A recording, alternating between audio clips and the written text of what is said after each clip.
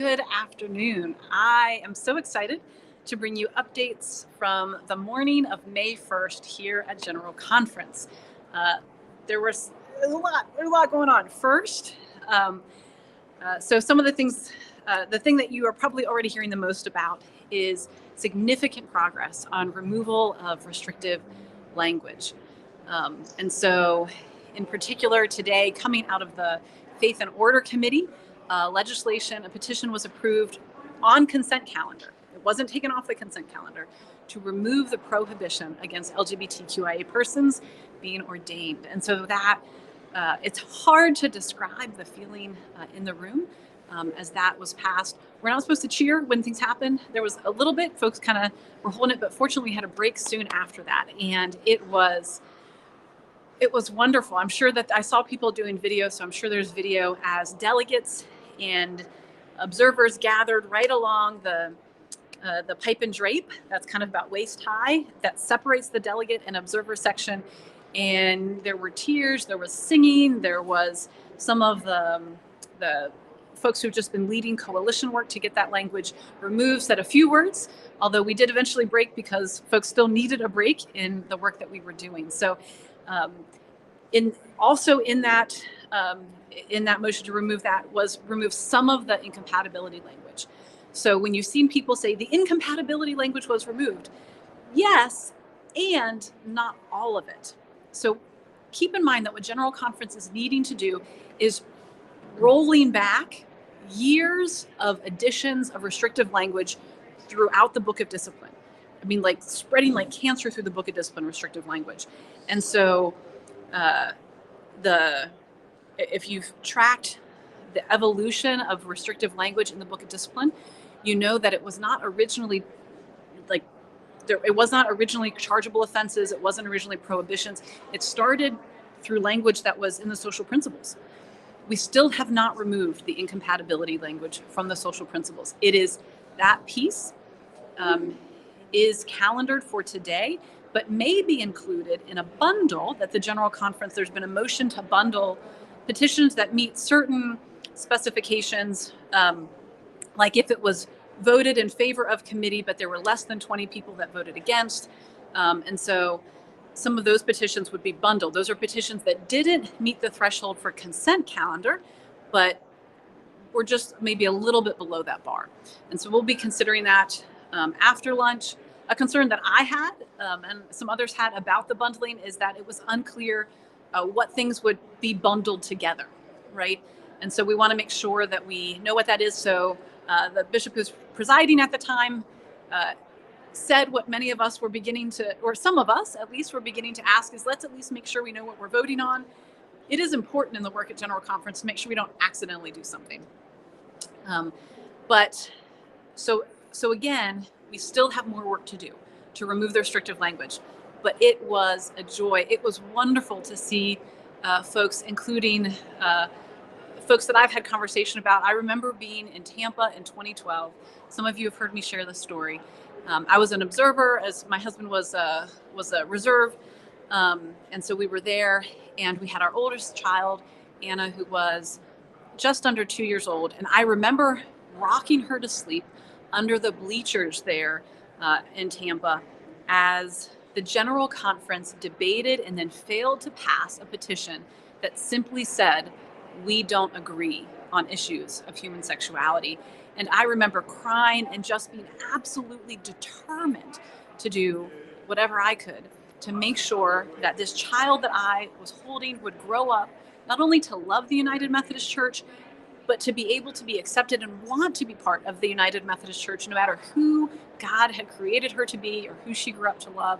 And so it was so special for me to be able to be there with some of the folks, including my district superintendent at the time, who has been a great mentor to me, T.R. Chatton, who was very emotional. It was really emotional. It was very special to have her here. She's not a delegate this year, but as a member of the standing committee on the central conferences, and so many other people who have been doing hard work and who I just have such respect for the ways that they have continued to guide this work. Again, the folks who've been part of the coalition work, it was wonderful. It's really was a powerful moment. But again, we have more work to do to remove all of the pieces. So we're really kind of rolling back, and we're having to do that piece by piece. We also heard the petition for the new clergy pension program. We've already closed the old pension program. That was part of some of the debate. There was a motion to try to refer the new pension plan called Compass, which essentially moves from a standard pension to just a contribution-based pension.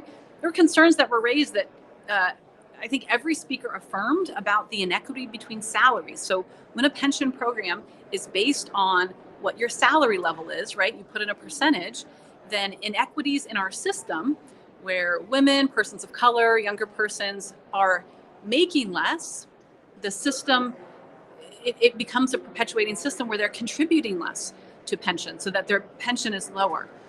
But even people who really pushed for approving Compass not only pointed out that right now we have no pension plan if we don't approve this, but also that everybody affirmed the inequity.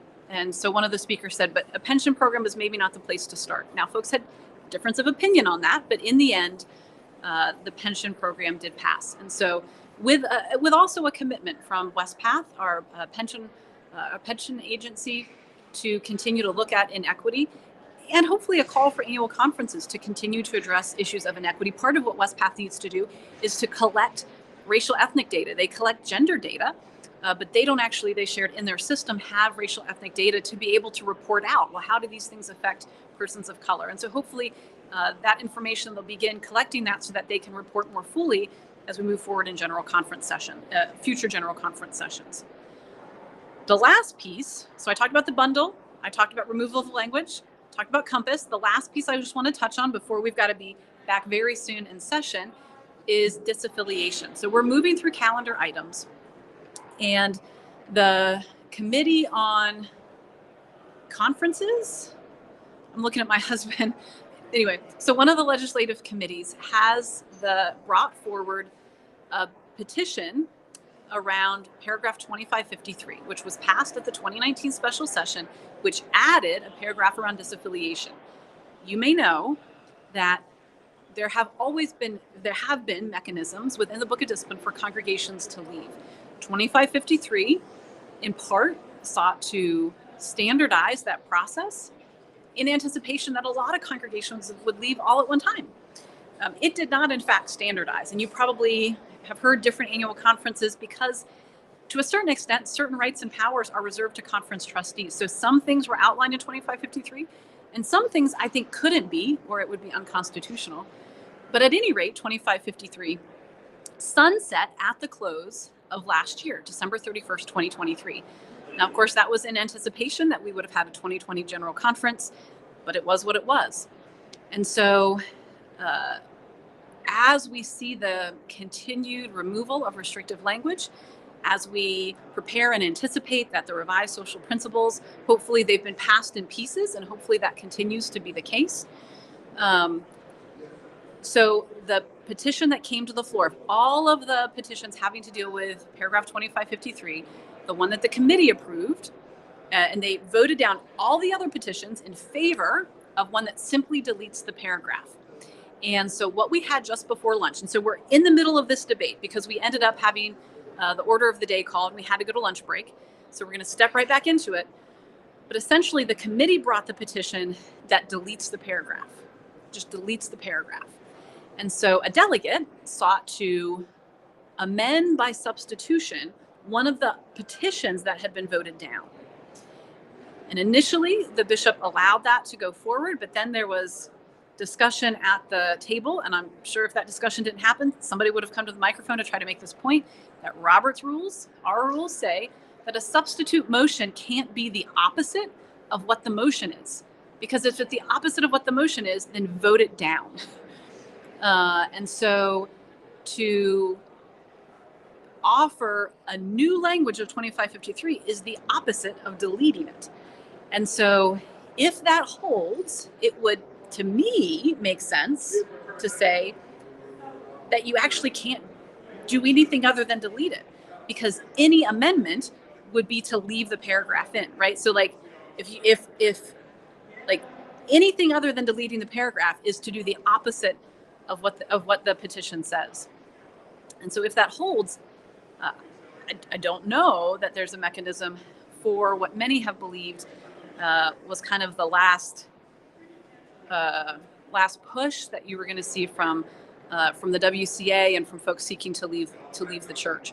But we'll step into that after we get into it. And again, there have been and continue to be mechanisms like paragraph 2549 that simply just mean a local church has to negotiate with their conference board of trustees and don't set anything standard beyond that. So that's the discussion that we're going to step back into. And again, we also have this petition, this motion to bundle. And that will deal with some pieces that would cause discussion otherwise. And we'll see the list, we'll be aware of the list when we get back, because the list of petitions were not included. It was petitions that meet this category, like they were approved in committee but had fewer than 20 votes against. So that's the work we're going into. We have some reports, some other things scheduled, but we also have a number of calendar items to continue to work through today. And we are scheduled to continue in plenary until we break around 6, around that, to move into closing matters. And so I hope that you'll follow. We may have more exciting developments here at General Conference